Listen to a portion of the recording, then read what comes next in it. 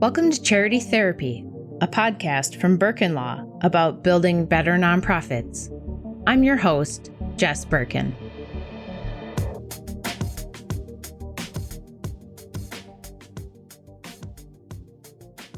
Hello, and welcome to this episode of Charity Therapy. Today, I am joined by Alicia Baraga. Alicia is the owner of Ripple Event Marketing, and we are a perfect pair because she creates online courses for small nonprofits, teaching them how to plan successful fundraising events. And I love online courses and creating good things for small nonprofits. Thanks so much for being here, Alicia. Hi, Jess. Thanks for having me. I wanted to have you on the podcast because I get a lot of questions about throwing events. You know, I'm sort of like outsourced counsel and got a master's in nonprofit management. Sometimes people think I'm an event coordinator, and I'm not. So I thought you'd be a great guest to chat about those things with me. And before we dive in, I have to know, in your experience working so long in nonprofit events, what's the most unique event you've ever worked on? I have a couple. And what I think makes these two events unique is the venue that was chosen. So the first one was for a nonprofit where we hosted the event at CHS Field in St. Paul. And it was really fun. It was a family-friendly event.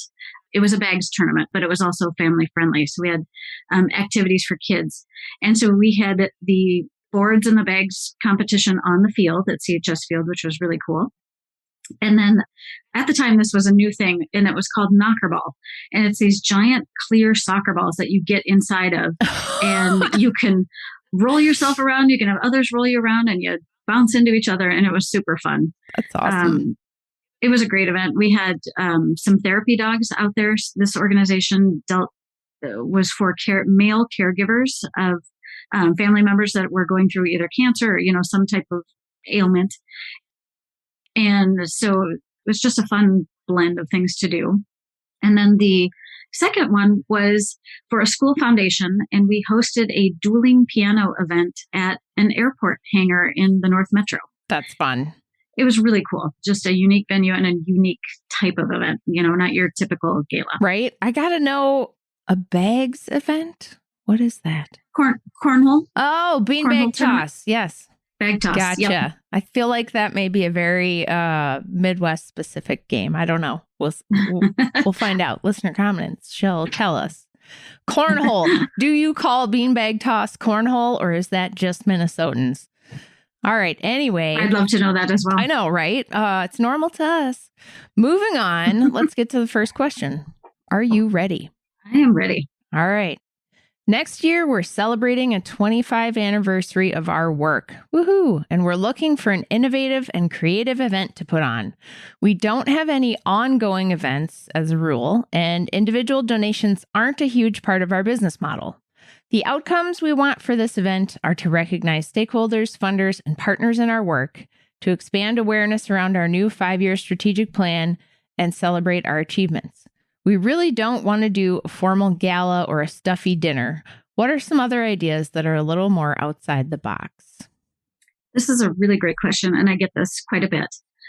So my first comment on this, and you're going to hear me say this a lot, is that the key to any successful event, no matter what it is to start with your target audience in mind and then build your event around that audience. So, you talked about your stakeholders and funders and partners. So what commonalities do they have both demographically and psychographically? What are the age ranges? Is it mostly, what's the ratio of male to female? Or, if you're not using gender pronouns, what does that look like? What do they come from a certain geographic area? Do they work in certain industries? Collecting all of that demographic info. And then psychographically, is your audience more inclined to want to attend an event where they're sitting and watching a program, or is it maybe something that's more interactive or participatory? So really hone in on what your target audience is, what they're all about, and then create this event around them. And then as far as the kind of that unique and creative part of it, I get this all the time as well. And all nonprofits want something unique and creative. So it's imperative that you know your audience, because what might be creative to one audience could potentially be a little bit bizarre or out there to another audience. So, right. I feel like everybody wants a creative fundraiser until you come up with a really creative idea. And then they're like pooping all over it because it's like too outside the box. And then you end up with a golf tournament. Exactly. Oh my gosh, we're speaking the same language. It's so true. Yeah. If I have another golf tournament, I'm going to scream. No offense, clients who are listening that do golf tournaments. I love you, but also. And it's great for a particular audience, but it's not for everybody. So you just have to keep that in mind.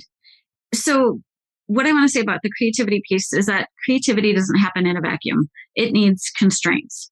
And so your target audience is a constraint. Your budget is a constraint. Maybe the geographic location is a constraint. So, once you kind of hone in on those pieces, it's easier to come up with something creative because you have something specific in mind, an audience specific in mind, and all these other factors. So your mission is a constraint.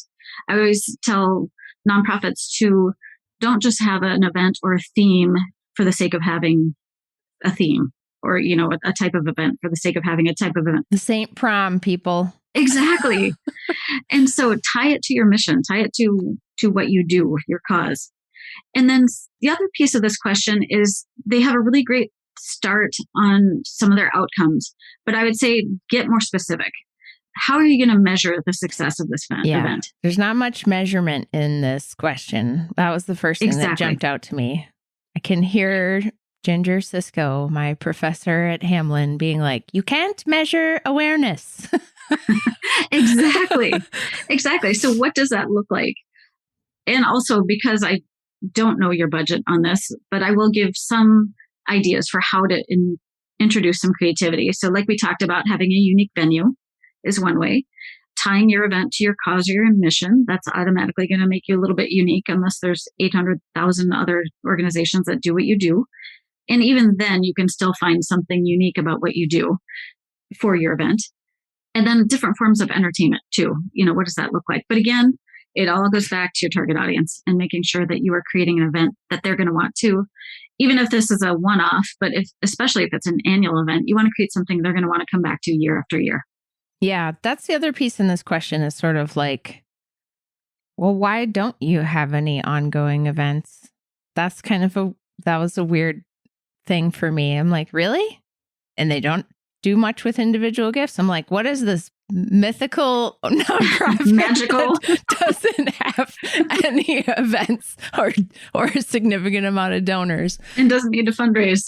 Yeah, I mean, and if this event goes off as a success, I mean, it's something you can build off of then potentially, right? Exactly. All right. Well, good luck to them and best on the next 25 years, right? Yeah, absolutely. All right. Next up, I am organizing an event for a nonprofit I'm involved with. It's a concert and a beanbag toss tournament. Hey, I have about a month to approach potential event sponsors. I was thinking of offering them a booth or a table at the event and t-shirts with sponsor logos. Any suggestions on how to approach local businesses for sponsorships? This one is a little weird. Well, my first thought when I heard this was, yikes, a month. That doesn't give you much time. Right? Wow. You should have started this. How many months 6 months ago. Yeah, 6 months. Okay. Yeah. Note to you. Relationships are about, sponsorships are about building relationships. And so, it's hard to build a relationship in a month. So what you're likely going to get for this is not what I would call a sponsorship, because a sponsorship is a business relationship. It's not philanthropic. They are doing it because they want a certain outcome. It's usually from a marketing budget, not a giving budget, a philanthropic budget. And so you need time to build this relationship. And once again, it all goes back to your target audience, because you're going to be able to find sponsors that have the same target audience that align with who's coming to your event. And that's the key.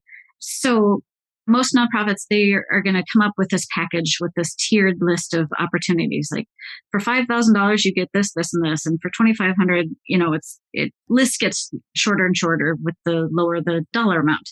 What I recommend is a different approach. And it's approaching your sponsors individually and seeing what they're hoping to get out of the sponsorship and matching that, making it match up and trying to figure out a dollar amount that works for both of you. Sponsorships should be win-win situations. It shouldn't be where you feel like you're going through all kinds of work for one sponsor that's giving you $1,000. But it also shouldn't be, hey, we'll slap a logo on this. Please give us $5,000. Well, and there's the assumption that we already know what our sponsors want, and we have predetermined this menu of benefits, and we've predetermined how much money that is worth to you to advertise, basically, at our event. There's a lot wrong with that. There's this whole idea that came up at this sort of unconference that I went to a long time ago about sending people a blank invoice. And this was in a lawyer context, but that's kind of the similar idea here is like, we don't need to assume that we know what the value is that they're placing on this. Why not have a conversation with them about what is important to you, what is valuable to you? And it's funny how I'm sure that's part of like major donor work, the folks that are in fundraising that are cultivating relationships with major donors. I'm sure that's part of it. But why do we lose sight of that when it's corporate sponsors? Yes, it's going to be an expense on their marketing thing and not philanthropic, and they're not necessarily a donor in the same way. There are legal things around that people need to be aware of, and what you're doing with how you talk about them at the event, and call your lawyer for more advice on that. But the idea that we can just pre-plan this menu and go, this is what we're going to do. We're going to put a little logo on the beverage cart at our annual conference and call that $3,000. It's like, don't assume. You may find a company is really into your mission and wants to sponsor at a very high level, and you wouldn't know that unless you asked, right? Unless you have the conversation. So I think the whole presumption that we already know what the options should be is a flawed model in fundraising.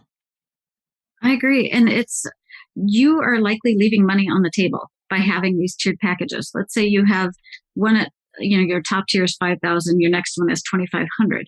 Maybe there is somebody that would come in at 3,500 because you're meeting all of their needs as from marketing and philanthropic and all of that. So why leave that on the table if you can work something out with that sponsor? Yeah. Or they'd like to give you a multi-year commitment, but you don't offer that. So you miss 100% of the shots you don't take, right? Yeah. Exactly. Okay. Anything left to say about this one? No, again, know your audience so you can find those best sponsors for your event. And start early. And start earlier. Okay. So question 3, here we go. Hello. I'm looking for some advice or knowledge for the nonprofit I work at. They are looking to put on a fundraising event like a gala, golf tournament, or something of that nature. My manager is hoping to hire a consultant or event planner to help, but I have a sneaking suspicion the ED won't want to dedicate any financial resources to hiring someone. So I'm trying to do some research about events since I've never thrown one before. What do I need to know? Are there any resources you can point me towards? Oh, I feel like this is a classic situation. Yeah. How long is this? Do we have an hour? Right. We need to dive in a little deeper. So my first thought right off the bat is start with the type of event you're going to host. Again, it goes back to your audience and building an event around that audience. Far too often we're going to host this gala or we're going to host this golf tournament. And then they're scrambling to get people to attend. You're making more work for yourself doing it that way versus building an event around a certain audience. The key to a successful event is, knowing your target audience, having your goals. So making sure those all align, and then putting together a really great team of volunteers to carry this out because, most small nonprofits have less than 10 staff members, and that's not really enough to carry out a successful fundraising event. And from that team, you need a good combination of strategic thinkers and worker bees. If you have too many of one, you're either going to have a really great idea for an event that never gets done, or you're going to have a lot of people working on an event with no strategic vision. Again, tie your event to your mission. Resources. Well, I guess I'll step back and say, I wouldn't necessarily discount you said that the ED won't want to spend money on this. First, you got to figure out where you need the help the most, because you don't necessarily need somebody to produce this event for you. You may need just help in a certain area. And so, someone like me or someone like me can help you through that. And so it might not be this big outlay of money that you think it is. So figure out where you need the help the most. And then, I, of course, shameless plug here, I would love to be a resource for you. Yeah. I'm like, do you have online courses on this kind of stuff? I do. Well, so I'm creating more of them, but I have one course out right now, and it's called Event Brand Bootcamp. And it's all about creating a compelling and unique brand name for your event. Because, that's the start of it, right? You've got to entice people to want to sign up and register and attend your event. And so it starts with a great brand name. And so this course is meant to be completed in 5 days or less, self-driven, self-guided course. And it's $27. So it's a really low investment. And through the course, I walk you through figuring out who your target audience is and setting those goals. So it's kind of that first big step in planning an event.